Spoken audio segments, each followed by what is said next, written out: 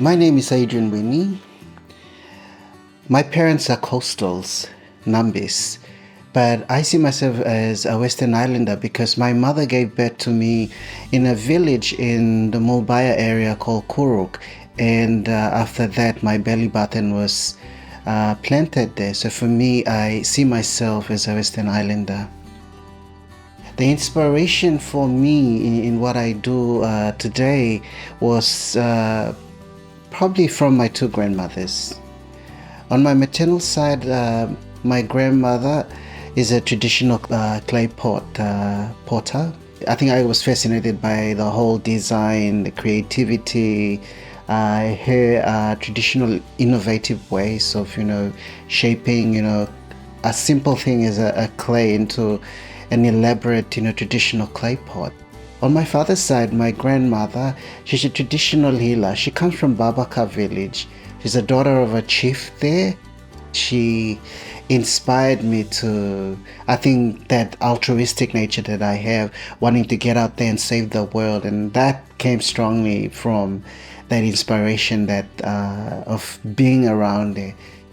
For a child, with a disability, my grandparents, particularly my grandmothers, never judged me. They allowed me to grow up just like every other child.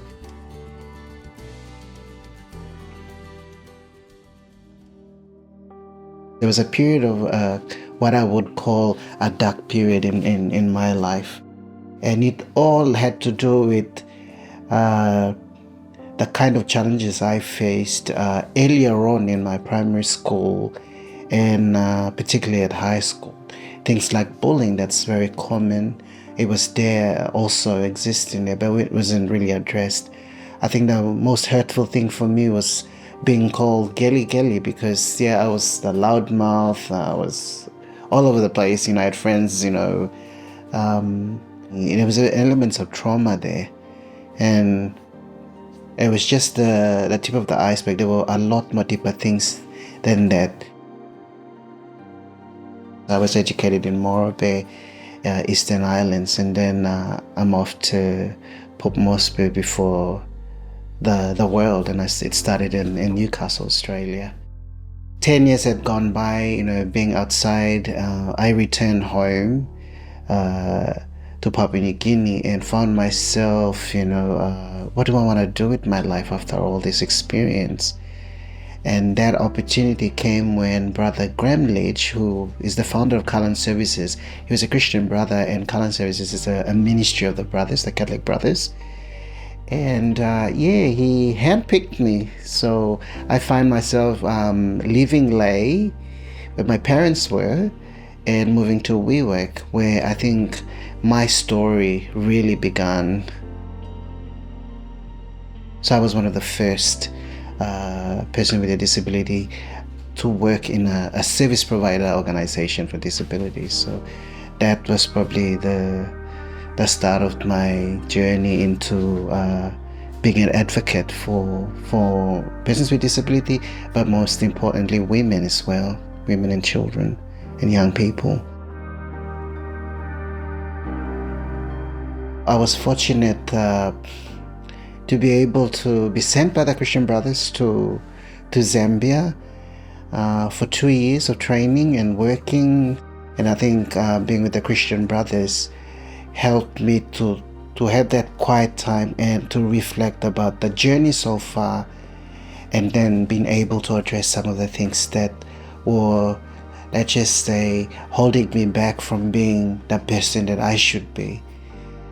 And that was probably for me an experience for growth, an experience where growing up in Papua New Guinea, men and boys are ashamed of seeking counseling when you have a problem.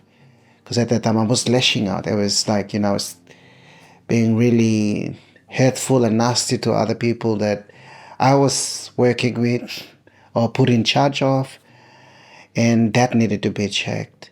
So I was grateful that the brothers were able to help me face that trauma and being able to address that. I think a good quality of a leader is being able to admit that you do make mistakes. And more importantly, that you are seeking avenues to address this so that what you have experienced, in your earlier years do not affect you or hold you back from being that person that the higher power wants you to be, or have that purpose in your life. So for me, that was a turning point.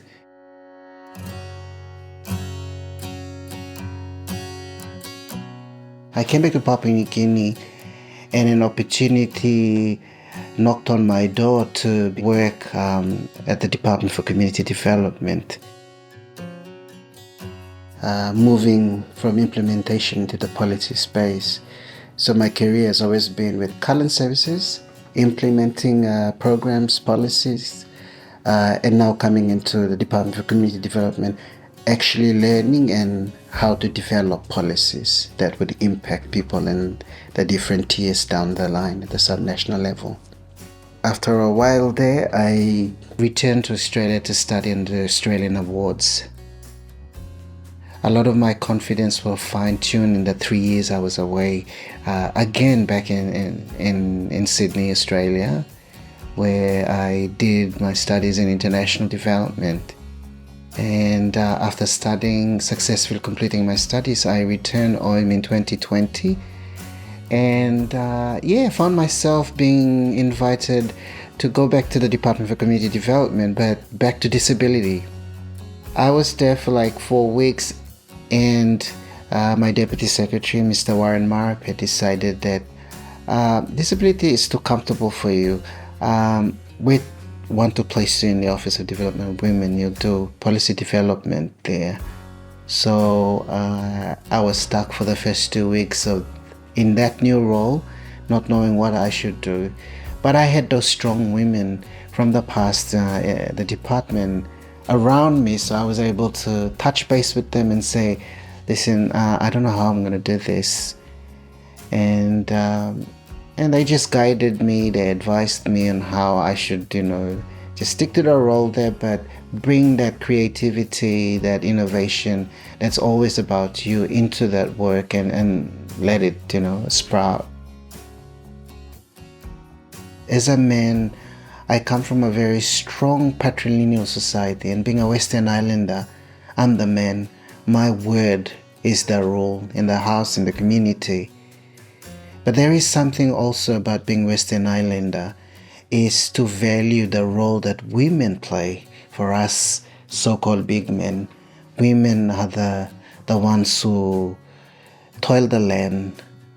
Women are the ones that rear pigs that we use for bride price and any other traditional obligations.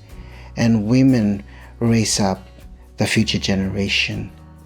And that's the value of what it means to be a Western Highlander now in this day and age, is to appreciate that. That is a cultural strength. My journey hasn't been easy. There's been so many challenges.